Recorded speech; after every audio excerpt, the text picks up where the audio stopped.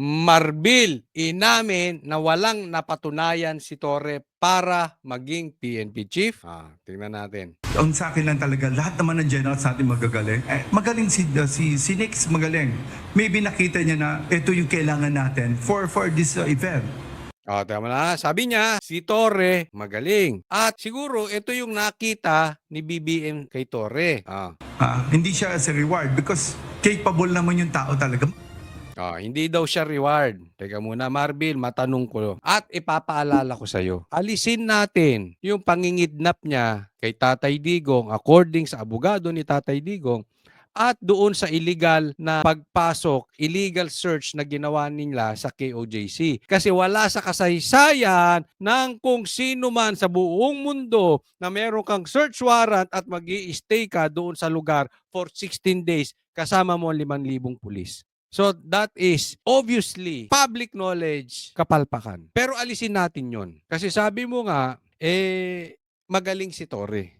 Yan ang sabi ng presidente. So kung wala yung kay Tatay Digong, hindi niya nahuli si Tatay Digong at hindi siya nanggulo sa KOJC, sa tingin mo, magiging PNP chief si Torre? Anong naitulong niyan? Anong naikontribute niyan sa Pilipinas? Wala. Naalala nyo, may bulilyaso pa yan? Nagkaroon lang road rage. Binigyan niya pa ng TV time yung nanutok ng baril. Kaya nga nag-resign pa yan di ba? That time nag-resign yan Baka nakakalimutan mo, Marbil. Hindi nakakalimot ang taong bayan. So before yung kalukuhan ginawa niya kay Tatay Digong at kay Pastor Kibuloy na nagustuhan malamang, ako siguro, yan ang nagustuhan ni BBM sa kanya. Si bulilyaso yan Hindi political accommodation ang ginawang pagpili kay Criminal Investigation and Detection Group o CIDG Director, Police Major General Nicolas Torre III bilang ika-31 pinuno. So hindi daw political accommodation. So ibig sabihin hindi bayad utang dahil sa ginawa nga sa KOJC, sa kababuyan na ginawa niya sa KOJC at pag-kidnap kay Tatay Digong. Hindi bayad utang.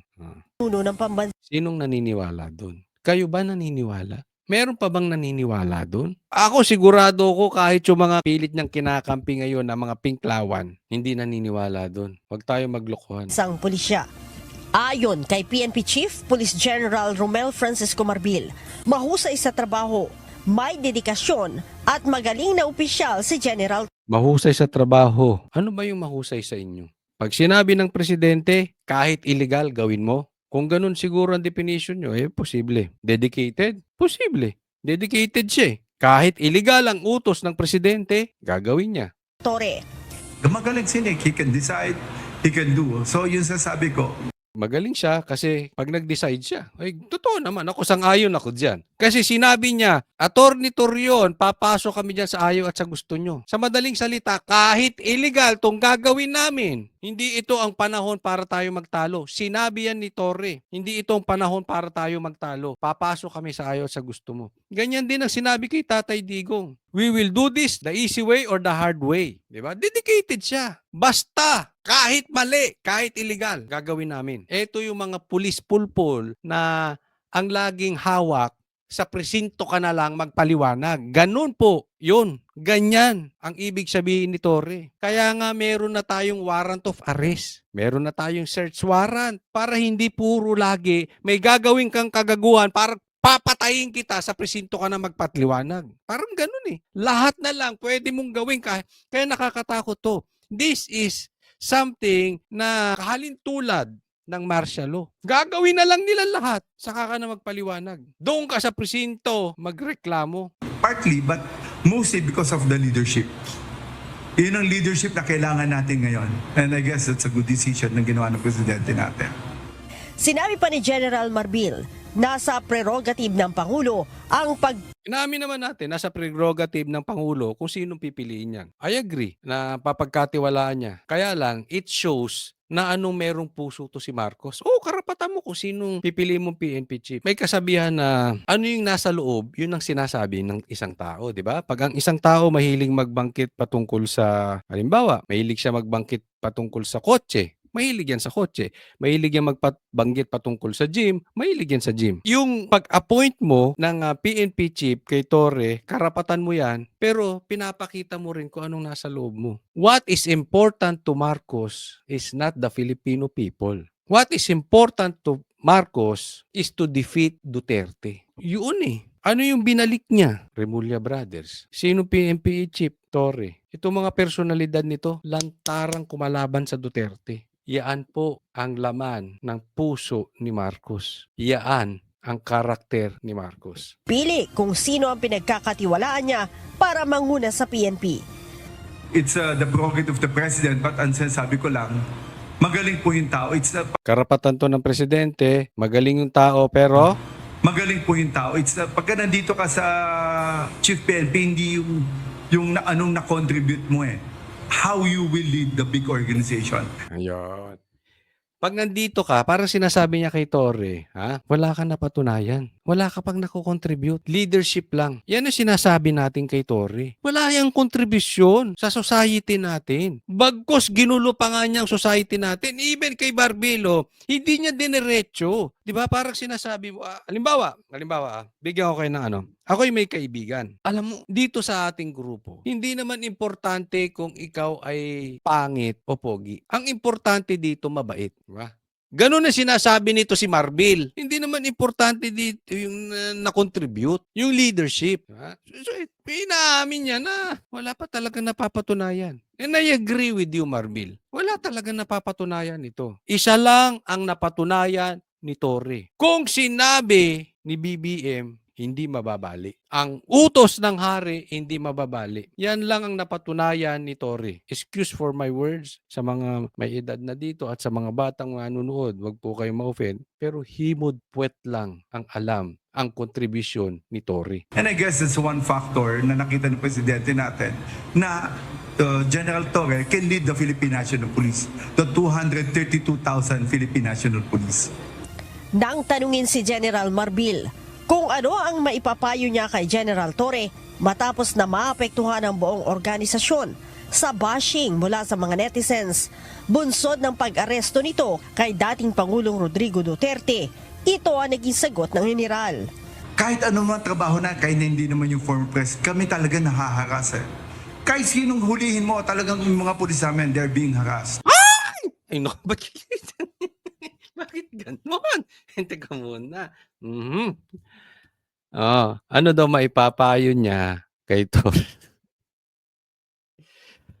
Ay, Barbie! Ano daw mapapayo niya kay Torre doon sa panghaharas natatanggap doon sa ginawa niya kay Tatay Digong? Una, hindi po yun pangharas. Lahat naman daw sila dumadaan dyan sa harassment. No? Hindi po yun harassment. Yun po ay sigaw ng puso ng Pilipino. Yaan po ang problema sa iyo, Marbil. Hindi mo alam ang sigaw ng Pilipino. Parehas kayo ng amo mo. Bingi kayo or nagbibingi-bingihan, di ba? Hindi ito basta harassment. So, ang sinasabi niya kay Torre na normal yan. Normal lang yan. Ganyan talaga. For every na ginagawa nila. But remember this, meron kasing warrant yung tao eh.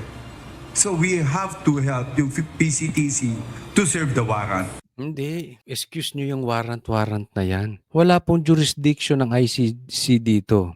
And you know it, no? Bakit yung ibang bansa nanindigan sa kanilang tao? Sinabi ng presidente na hindi niya papapasukin ng ICC. Marbil, that is a cheap shot. Ang pangit ng excuse mo na kailangan gawin yun kasi may warrant. Alam mo, kahit may warrant yun, si Tatay Digong may karapatan sa abogado. Fast break nyo yung sitwasyon eh. Kung may warrant yun, dapat hinuli nyo muna, tapos dinala sa korte. Anong ginawa ni Torre? Fast break. Don't tell us na hindi mo alam yan. Anong klase kang PNP chief? Di ba?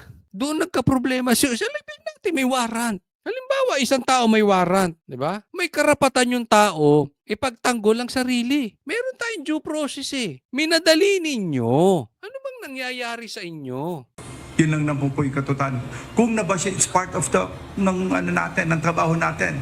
Ako rin naman, buti nga, hindi lang nga kami nababash, nagkakakaso kami. Ito, teka muna ha. Normal sa trabaho nila yon na nababash. Hindi kayo nababash dahil ito ay normal. Nababash kayo kasi doon sa mali niyong ginagawa. Sabi nga, pag ikaw ay ginigipit, ikaw ay pinipersecute, ay pagpapalain ka. Kung ikaw ay gumagawa ng tama. Yun po ang konteksto nun. Pero kung ikaw ay pinipersecute dahil mali ang ginagawa mo, dapat ikulong. Mali yung ginawa ni Tory. Hindi kaya siya binabash dahil ginagawa nyo trabaho nyo. Sasabihin nyo, syempre, opinion mo yan. Ito, opinion namin, ginagawa namin ang trabaho namin. Wait, there's more. Saka nyo sabihin sa amin yan pag upo ni BP Sara. Kaso kami, Dagdag ng General, kakibat na sa trabaho ng pulis ang pagharap sa mga kaso. Gaya aniya niya na may mga kasong kakaharapin pagkatapos ng kanyang retirement. we have so many cases right now. I have more or less 30 cases under my shoulder na after retire, marami po akong kaso. But doesn't matter. Yun po yung sinugal namin, buhay eh. Buti pa nga, buhay pa kami. Yun ang sinugal nila. So sinasabi niya na ito'y paninilbihan sa taong bayan. Talagang nangyayari ito. Mali po. Kung hindi ibig sabihin madalas na nangyayari, ay tama na ang ginagawa. Diba? Halimbawa, droga ka ng droga, inom ka ng inom, tapos napapaaway. Mali-mali ang desisyon. Hindi, normal lang yan. Normal yan sa mga umiinom, talagang napapaaway. Hindi po normal yun. Kasi in the first place, mali ang dapat yung naglalasing ka, tapos nag-a-addict ka, halimbawa nagda-drive ka pa, mali yun. Same thing dito kay Tory. Alam natin it's illegal. The act itself of what Tory did was illegal. Were illegal. Actually, illegal yung kay Tatay Digong at itong ginawa sa KOJC. It doesn't mean na madalas mangyari sa inyo, normal na nangyayari ay tama ang ginagawa ninyo. Hindi porket may 30 kang demanda, kailangan ganun din si Tory, may 30 rin demanda, pero normal yun. Di ba? Nung pumasok ka dyan, isinugal. Hindi po. Mali yun. Hindi isinusugal ni Tory yung kanya. Isinusugal niya yung sarili niya para kay BBM. Isinusugal ninyo sarili nyo para kay BBM, hindi para sa Pilipino. Sino bang may gusto? Bit-bitin doon si Tatay Digong. Yun yung yun ang yun yung nakikita eh. Once you join the Philippine National Police, nandito na po, kabalikat po, yung buhay namin, yung kaso namin. Yun ang nakikita mo. Kaya nga, minsan ang naawa lang when I see mga policemen natin na talagang struggling sila. Si General Marbil ay bababa sa pwesto sa Lunes, June 2, matapos ang mahigit isang taong panunungkulan bilang pinuno ng pambansang pulisya. Ay, nako. Si Marbil ay bababa.